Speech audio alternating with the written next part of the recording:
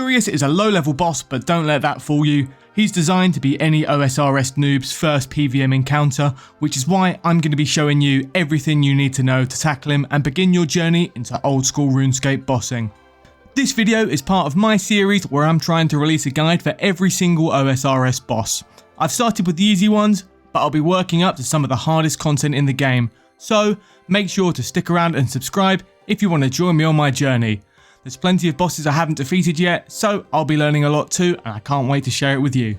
Let's start out with a very quick look at what armor and weapons you should bring as a minimum. All three combat styles are viable at Scurrius. For melee, I'd bring a full rune armor set and either a rune or dragon weapon, a scimitar ideally. New rangers should bring a full green dragon hide armor set and a yew or magic short bow, adamant arrows will suffice. And for mages, a full mystic armor set with a mystic or regular air staff and the best catalytic rune for your spell of choice depending on your magic level.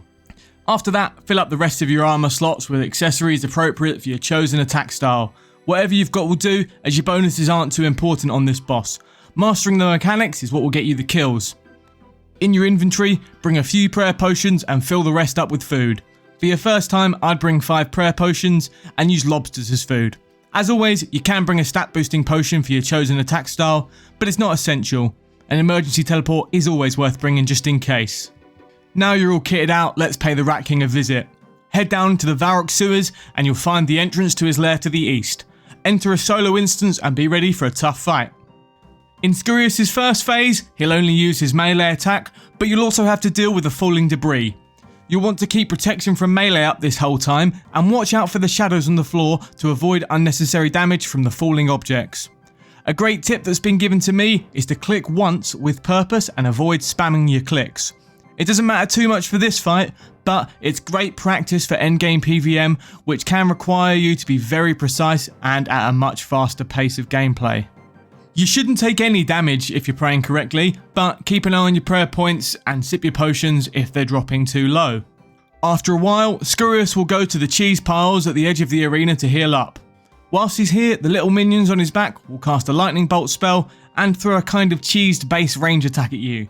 This might be your first introduction to prayer switching, but don't panic. When he's throwing the green cheese, pray ranged, and when he's casting the lightning bolt, pray magic. You've got until the projectile hits you to get the correct prayer up, so if you're keeping your distance with ranged or magic, then you'll have more time to react than a melee fighter. Something that really helped me when I was first learning is to say the type of attack out loud. Sometimes he'll summon a bunch of regular rat mobs that you can either deal with or ignore. They're a guaranteed one-hit kill, so they are worth taking care of unless you're super close to the end of the fight. Keep on him here the same as you did at the start, and the fight will keep looping like this between both phases until you get him low. Once his HP is low, he'll return to the centre, and you'll have to deal with prayer flicking between all three styles, the falling debris, and the extra rats all at the same time. His ranged and magic attacks will give you a decent warning, so make sure to have protection from melee up, and only switch to range or magic protection if you spot either the cheese or lightning coming at you. Make sure you're moving out of the debris shadows with purpose and clicking on those rat mob spawns one after the other. Once you've finished him off, if your HP's low, you can go eat the cheese at the edge of the map to restore your HP every 10 minutes whilst out of combat. If you get a Scurrius spine as your drop, you can use this to craft Ratbane weaponry, which is the best in slot kit for this fight. I've tried to make this guide as simple as possible, but as always, let me know in the comments below if I've missed any essential information or any handy tips. If you've made it this far, please drop a like on the video and subscribe to show your support and boost me in the algorithm. I'm still a small channel, so if you don't subscribe, I might not pop on your suggested feed again. Thanks for tuning in, and I'll see you next time.